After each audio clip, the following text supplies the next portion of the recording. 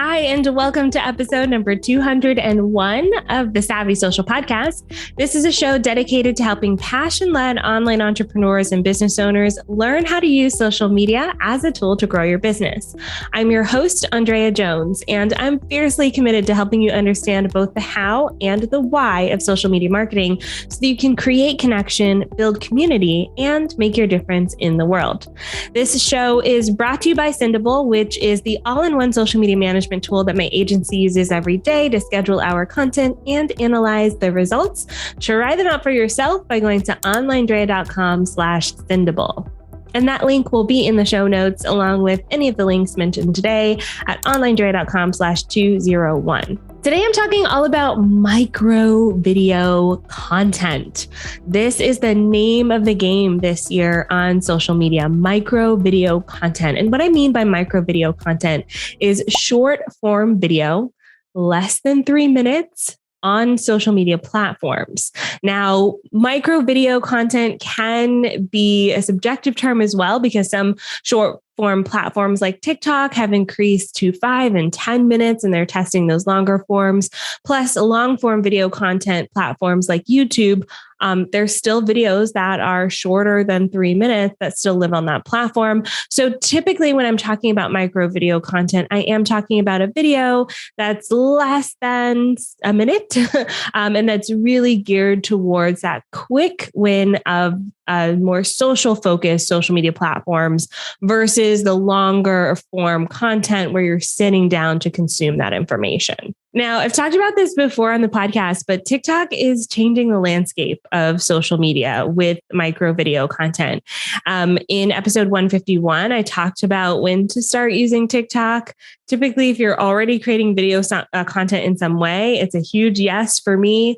And even if you're not, now fast forward, I guess almost a year since that episode came out, I'm kind of still recommending ways to use the platform with, even if you're not using video yet, which we'll talk about. And in episode 173 of the podcast, I also talked about how to get started on TikTok. So you can definitely go back to those episodes to kind of tune into the changing landscape of TikTok, but it really is changing other social platforms. When we look at Instagram now, we have Instagram Reels. When we look at YouTube, we have YouTube Shorts. When we look at Pinterest, we have Idea Pins. And all of these placements are a cause and effect of having TikTok and its rising popularity. Even as the world, quote unquote, goes back to normal, what even is normal? But because of the launch of the pandemic, everything closing down, the coronavirus changing the world, everyone going into lockdown, they all turned to TikTok, and TikTok blasted off in popularity. Because of that, we're seeing a change happen on social media much faster than we ever would. But these changes aren't new. If you think back to Snapchat, when that first came out, there was a similar rise in popularity and a similar response from social media platforms. Instagram created Instagram stories because of Snapchat. We have Facebook stories. LinkedIn had stories for a hot minute. Twitter had stories.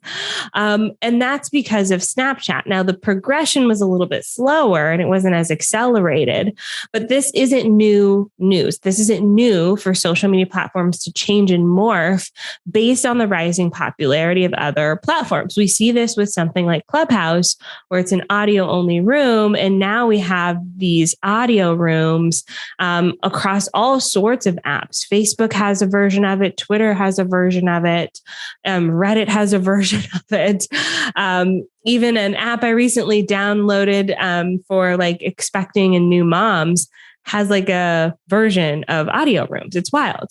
And so that Clubhouse has also changed the landscape. I say all that to say I'm giving context to the conversation today in that these changes are happening. And I want to talk about how we can leverage them as business owners. How do we create content in these spaces, considering these changes, even if we're not like a video person? So that's what I want to talk about today. I have 3 different ways that you can easily produce micro video content. Before we dive into those 3 ways, I do want to emphasize something. Number 1, This is based on your preference, how you want to show up in the world. This is tied into the why here behind creating micro video content. And for myself, I find it easier to do certain types of content over others because I like talking.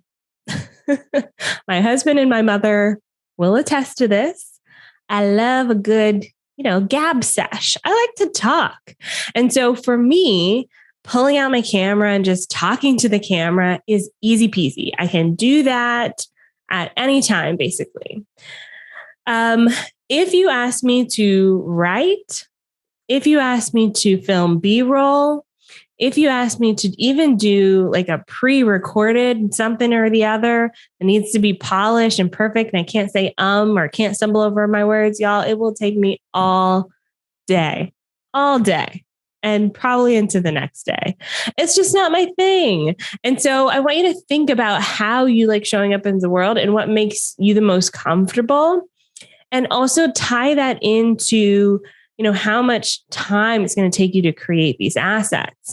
And I'll give you some shortcuts and ways to kind of reduce that time. But honestly, because this moves so quickly, and generally speaking, social media is moving quickly, we don't want to spend all day creating a video that's going to be seen once. And y'all know I'm a huge fan of this. We want to maximize this as much as possible. So as we're thinking about creating this micro video content, I also want to note that there are different places where you can put this micro video content. Okay, there are different placements, and those placements will dictate the content type. So what do I mean by that? Well, when we're thinking about a platform like TikTok, for instance, and how it works as a tool, TikTok will take your video and push it out to a certain number of people who have never followed you. They don't know you. It's based on TikTok's algorithm, right? So TikTok's going to test your video with some random people and see how they respond. Random-ish, because there's still the algorithm. They're trying to put it in front of the right people. So if you're going to come out and create a video that says, buy my product, and someone doesn't know you, they're going to go, I don't know this person. I don't know this product. Not interested. Next, right? It's just like people fast forward through commercials. We don't want to see that. So thinking about who's seeing your content is super important when you're thinking about micro video content. The same goes for Instagram Reels. I know a lot of people who listen to this podcast are on Instagram. When you're creating Instagram Reel content, it's generally speaking delivered to a small percentage of audience who does not know you. They don't know who you are. They've never seen you before. And suddenly, boop, your video is in their feed. We aren't using that as an opportunity to sell our stuff. The placement is at the top of the funnel. So when we're creating that top of the funnel content, we want to make sure that we're speaking to the right people. Now, on the flip side, if we're creating a video in our Instagram feed, that pretty much is only going to go to our audience, especially at first, right? So if we're creating something in our feed for Instagram video, or even in our stories, that's our current audience that we're going to reach. So they may know us a little bit more. We can ask for more things. We can be a little bit more in depth about talking about our offers and drawing them in. Okay. So when you think about micro video content, you want to think about the placement. And if you're focusing on TikTok like I am this year, that those content pieces are geared towards those people who do not know you yet. Okay.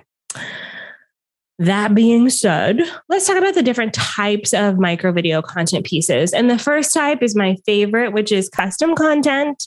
Putting that in quotes here, custom content.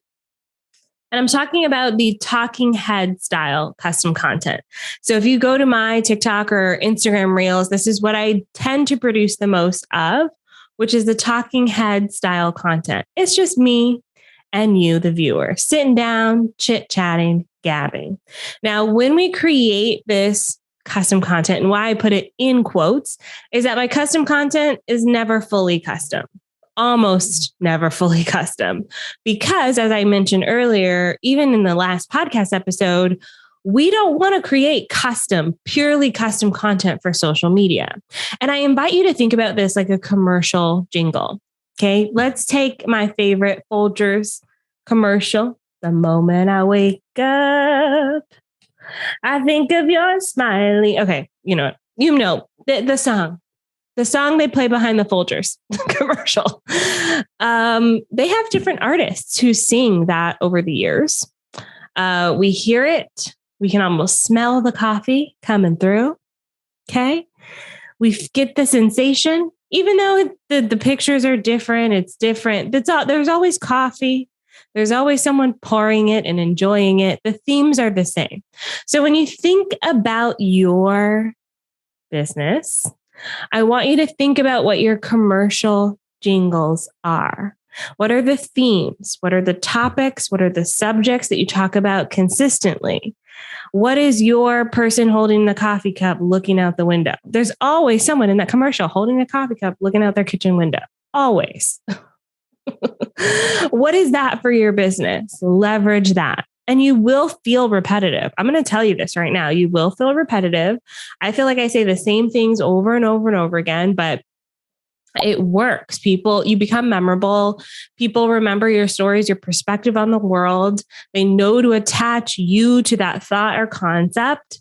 And it makes creating this content super easy for you as a business owner.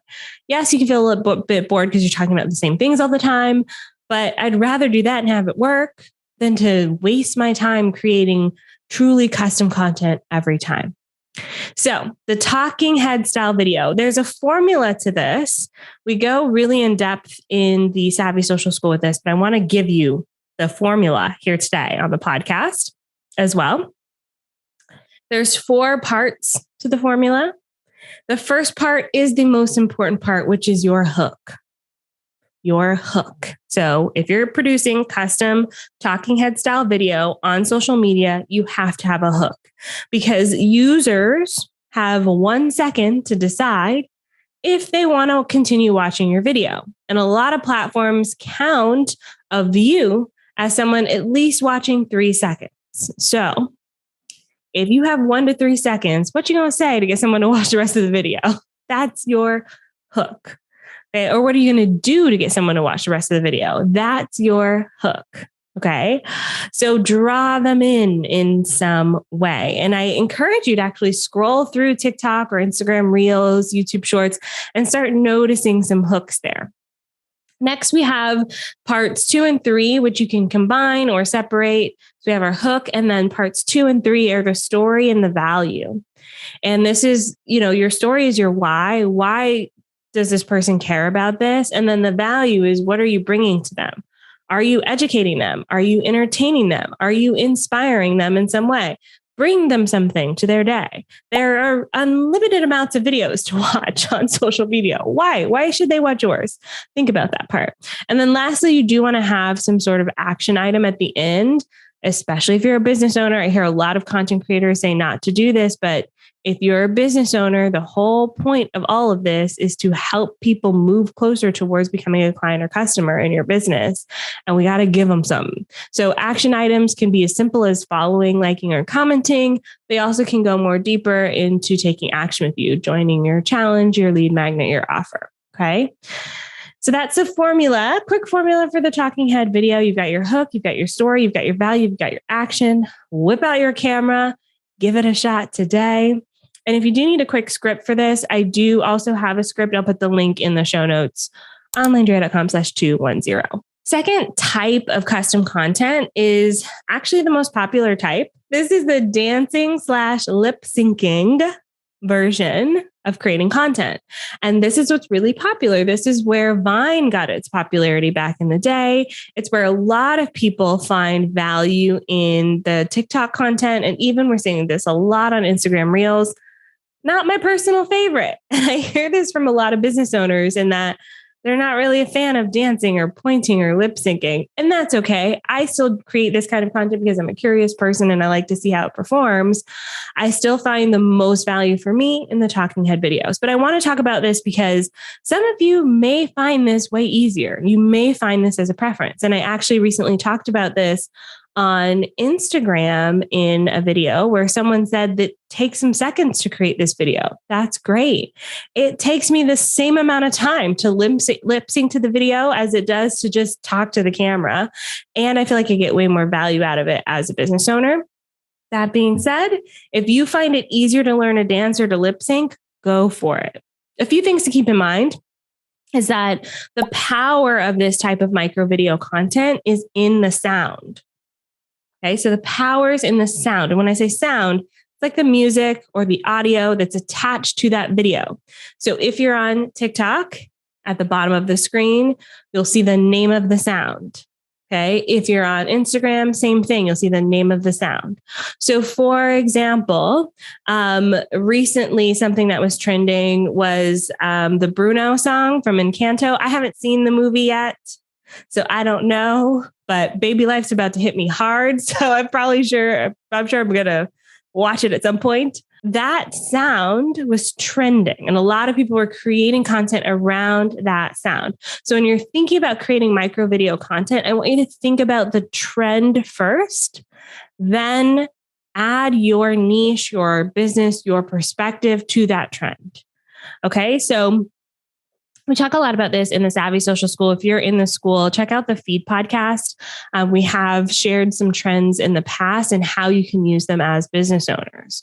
So if you find a trending sound, you then attach your thought process to that sound. So let me think of an example. Okay, so there's a movie on Netflix right now called Inventing Anna, and Julia Garner, who I love in Ozarks, is in this movie. And there was a sound that was trending where she said, "I don't have time for this. I don't have time for you." Okay. And you're supposed to lip sync to that sound. And people were lip syncing to that sound and then adding text on the screen as it related to their business. So I put text on my screen talking about how Instagram editing keeps glitching out. I prefer to create my micro video content in TikTok. And then I take that TikTok and put it on Instagram, put it on YouTube Shorts, put it as an idea pin on Pinterest. I find that process in TikTok rarely glitches out on me. Instagram, it's like every time I go to create a reel, I lose the reel. The sound isn't working. It's not aligned. The text isn't popping up. It's a mess. Okay. So while that has nothing to do with the Inventing Anna movie, it has nothing to do with the sound. In the sound, I'm saying, I don't have time for this. I don't have time for you. And so when you're thinking about this for your niche, you're going to put text on the screen that relates to what you're talking about. That's how you use trending sounds or dances on social media as a business owner. We don't just want to lip sync to it and leave it at that. We want to add context. You can also add even more context in the caption as well. TikTok, you only have like 100 characters. It's one of the shortest places where you can add a caption. But Instagram, you have your usual caption length. I think it's 2,000 characters. We've even tested out putting some of these on LinkedIn lately, and we're seeing some good traction there. So you can use this content piece, again, if you find that it works for you, and then repurpose it to other platforms. And it can really be a great way to show your personality. And it can be a really easy way to create content for your business. All right. The last way that we can kind of start using micro video content on social media is using repurposed content. Repurposed content. I love this one because it's super easy, especially if you have a team or a virtual assistant or someone who can help you, or even if you're just doing it yourself. Repurposed content is great. The easiest way to do this is using Canva. Y'all know I love Canva. I am a Canva advocate. Ambassador, unofficial ambassador. And they have templates now for Instagram Reels, Stories, TikToks, where you can take some text, add it to a moving background. You can set the length if you want it to be 5 seconds, if you want it to be 30 seconds, and boom, you've got a video. You can take something that has already worked well for you in the past, repurpose it into an Instagram Reel or a TikTok and post it and see how it does. We did this for one of our clients recently. And the first time we did it, her video got 30,000 views. We saw a slight uptick in her follower account. It was beautiful. It was great. We just took something she said and turned it into an Instagram reel. Beautiful thing. Really easy way to create repurposed content that way. You can also repurpose video content. So if you're already creating video content in some way, take that content and share it on social media. So this podcast episode, for instance, could be a clip that we post on social media. Clip it up, chop it up. If you're putting it on Instagram Reels or TikToks, it's vertical. You can put it in your Instagram video or on Facebook. You can make it a square. You can make it a landscape. You could do anything you want with that. That's a great way to produce micro video content, to stay on top of the trends without having to create custom content for each channel and for each platform. If you're looking for people to hire for this, look on Upwork or Fiverr or something similar to that. There are a lot of contractors and freelancers out there who specialize in creating this content piece for you. And it can be a great way to maximize the content that you already have. If you're working with someone on this, just teach them how to look for the stories, the values, and the hooks, or look for them yourself and have them edit those into videos and into smaller videos. This is what we do at our agency as well. When our clients come to us, they don't necessarily want to create more content for social media. Some of them do, some of them don't. So we take their past content and turn it into social media content. You could even take an audio, for instance, and create maybe some B-roll to go along with it. You could do like text on the screen in an interesting way. You could do a lot of things with taking audio and creating more content from it. And this way, your thoughts, your words, your concepts can be really maximized on social media. I hope you found this episode helpful to you. I hope that you are interested, curious, excited to try some micro video content this year. It is definitely one of those types of content that is just reigning over everything else. It's getting a ton of traction. And I encourage you to just try it and see how it works for you. Next week, I am interviewing Brittany Rincon on the show. We're going to have a dynamic conversation. I know you're going to love it. So stay tuned for that episode. In the meantime, make sure you leave us a review on Apple Podcasts or Spotify. Keeps us in the top 100 marketing podcasts. And that's all because of your commitment to our show, which I so appreciate it.